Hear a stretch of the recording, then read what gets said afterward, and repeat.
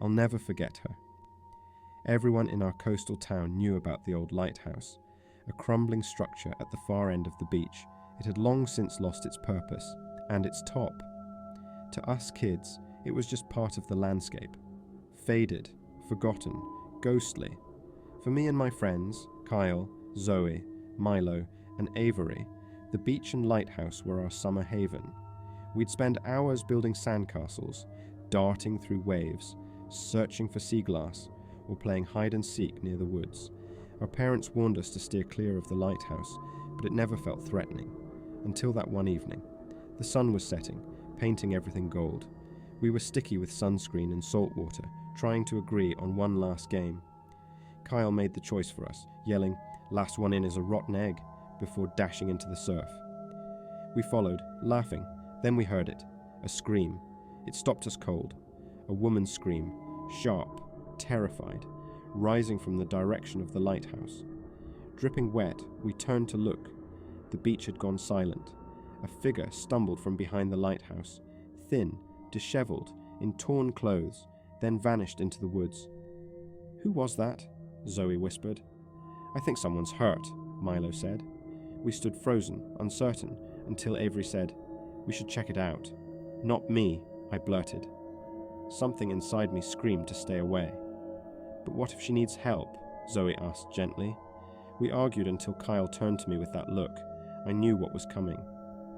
"I double dog dare you." My stomach sank. In our group, a double dog dare wasn't just a challenge, it was a binding contract. "I triple dog..." "Nope," Avery interrupted. "He called it first." Milo nodded. "He's right.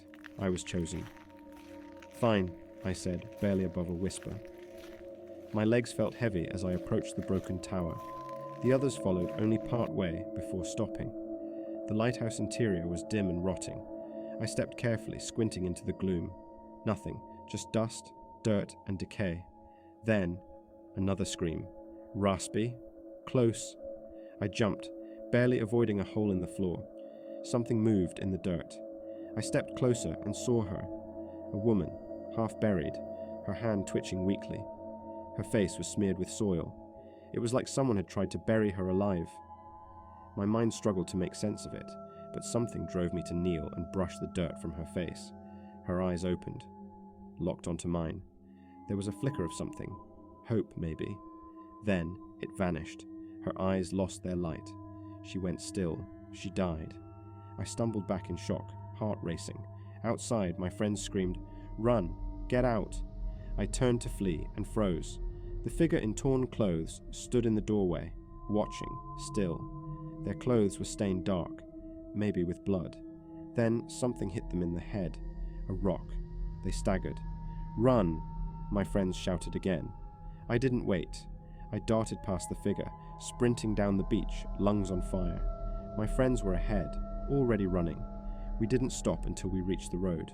No one spoke. We were too shaken. I went straight home, locked myself in my room, and hid under the covers until morning. I never told anyone what I saw. Not my parents. Not the police who came around weeks later asking about a missing woman. I couldn't. I felt like I'd done something wrong, that I'd be blamed, so I stayed quiet. Now, years later, that silence eats at me. I could have helped. I should have spoken up. To the woman I found in that lighthouse, I'm so sorry.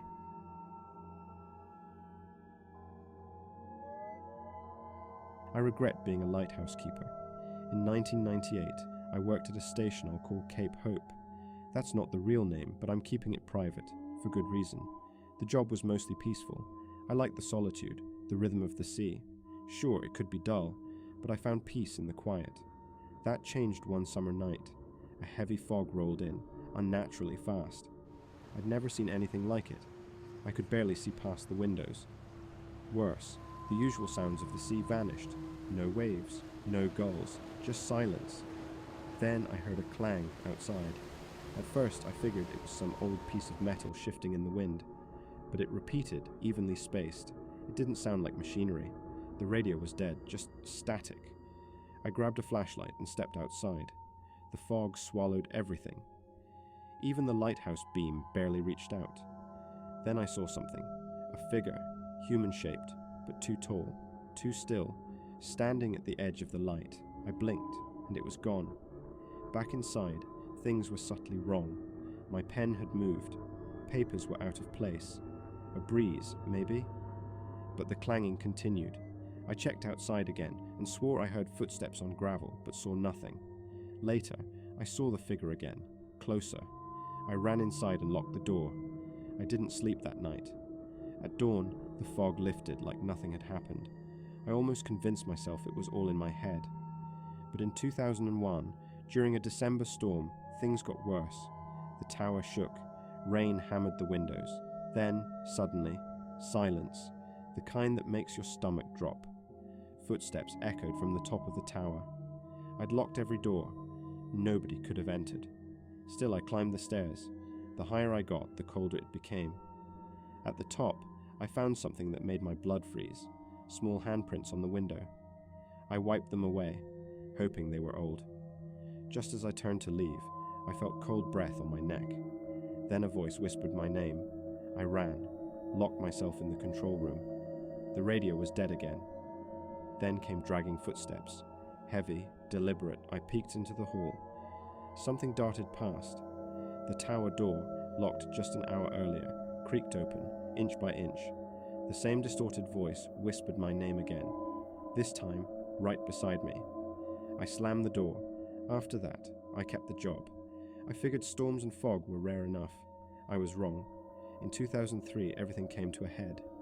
The sea was calm, unnaturally so. No waves, no stars, just a black sky and still water. A thick mist crept in.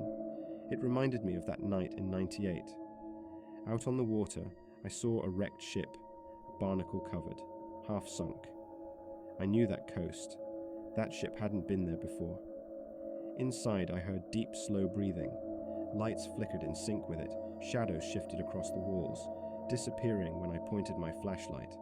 Then footsteps returned. Down the stairs. Heavy, intentional. The mist seeped under the door. It curled unnaturally around my boots. The breathing became a growl. Then the control room door slammed shut. The handle froze solid. The room got colder and colder. A pen rolled off my desk. A wrench clattered to the ground. And then I saw it. A tall, dark figure in the mist. No face, just darkness. Limbs too long, body too still. It vanished toward the door. Then the growling grew deafening. The door burst open. The mist poured in. I couldn't breathe, couldn't move. Whatever was there hated me, and I could feel it standing just inches away. When it finally ended, I left, didn't wait for sunrise, didn't say goodbye. I drove inland and never looked back. I still dream about the tower. I still hear the fog calling my name. If you ever work alone near the sea, don't answer when something whispers from the mist.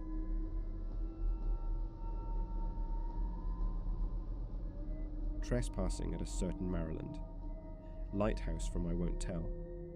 We were dumb kids back then, doing dumb things. It was the summer of 2007. I was 15 years old, and my friends Ethan, Darius, and I had what we thought was a brilliant idea. Sneak into the old Maryland Lighthouse. Names are changed for privacy, of course. Local legends said it was haunted, dating back to the Civil War. Ghostly soldiers, flickering lights, whispers in the fog. We didn't really believe any of that, until that night. It started when Zane, a guy from our class, told us about strange lights he'd seen flickering near the lighthouse. "I'm serious," he said.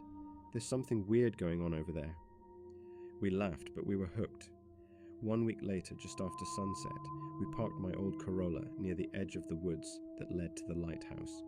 It stood silent in the fading light, fog creeping in off the bay, like it always seemed to in scary stories. We were armed with flashlights and the bulletproof confidence only teenagers seem to have. As we approached the lighthouse, Ethan asked, "You sure about this?" I shrugged. "It's just an old building." "Bad like ghosts, or bad like getting arrested?" Darius chimed in. We laughed, but I knew we were all a little nervous. The lighthouse loomed closer. Fog was settling thick now, and for the first time I felt watched. Maybe it was the law, maybe something else. I didn't know yet. At the door, Ethan made a show of pretending to pick the lock, bowing like a magician. I rolled my eyes and grabbed the handle. It opened. No lock, no resistance. Just a slow, creaking swing inward. "That's convenient," Darius muttered. Inside, the air was shockingly cold. Outside, it had been a warm summer night, but here it was like stepping into a freezer. Dust floated in the air. Old wooden chairs and rusted lanterns cluttered the room. The place looked untouched. We stuck close as we explored, flashlights sweeping through the shadows. The real goal was the light room at the top, a square room jutting up like a watchtower. Not your classic round lighthouse, more like an old schoolhouse with a spire. Halfway up the creaking stairs, we froze. A scraping sound echoed from below. "You guys hear that?" Darius whispered. "Probably a raccoon," I muttered, not even believing myself. Then a draft blasted up the stairs, ice cold. Ethan turned. "You did close the door, right?" "I think so." But doubt was creeping in. I wasn't so sure anymore. Then we heard it. A voice. Faint, distant, just audible, coming from downstairs. "That's not funny," Darius said, clearly shaken. Ethan whispered, "Let's just get to the top." Fast. We reached the door to the lantern room. Locked. Ethan tried the handle, then shoved. It didn't budge. He stepped back, trying to think, when suddenly the door thudded violently from the other side. We screamed. "That's it, I'm done," Darius shouted, spinning around. No argument. We ran. But then we heard the sound behind us. The lantern room door creaked open. "Run," I hissed. We flew down the stairs, heart pounding. At the bottom, the front door slammed shut on its own. Ethan grabbed the handle. "It's not locked, but it won't open." "What?" We heard footsteps, slow and steady, coming down the steps toward us. Darius screamed, "Let us out!" And just like that, the door swung open. We didn't hesitate. We ran all the way back to the car. Nobody spoke for a while. Finally, Ethan whispered, "What the hell was that?" None of us had an answer. We didn't see anyone. We didn't hear the door open when we went in. But something, or someone, was there. We never told anyone, never went back. But sometimes one of us will say, "Remember the lighthouse?" and we'll all just nod, nervous smiles, a little shaken, a little proud. We survived it, but we never went trespassing again.